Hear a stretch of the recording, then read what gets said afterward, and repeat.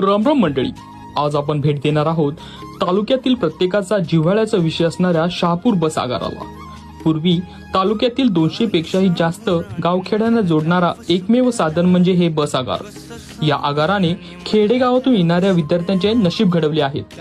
यामध्ये बरेच उच्च पदावर अधिकारी झाले, जिल्हा स्तरावरील नेतेही झाले, उद्योजकही झाले आणि त्यांनाही या गोष्टीची अजूनपर्यंत जाण आहे।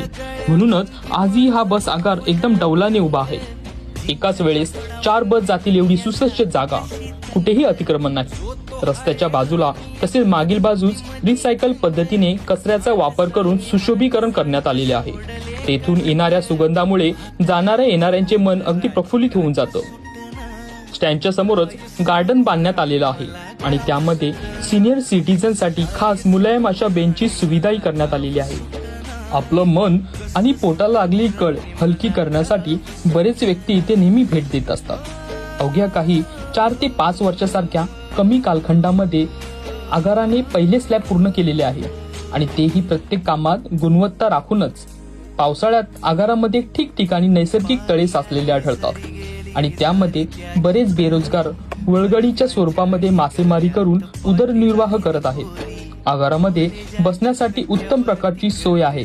तसेच महिला कक्षामध्ये Z+ सिक्युरिटी पाहायला मिळते आणि त्यामुळेच महिलांना इथे खूप सुरक्षित असे वातावरण मिळते। सोबतच आगारामध्ये AC वॉशरूमची सुविधाही करण्यात आलेली आहे आणि या फर्स्ट क्लास सर्व्हिसला मेंटेन करण्यासाठी येथे टोलनाकाही लावण्यात आलेला आहे आणि त्यातून जमा झालेली रक्कम ही वॉशरूमची गुणवत्ता आणि स्वच्छता राखून ठेवण्यासाठी वापरण्यात येत आहे।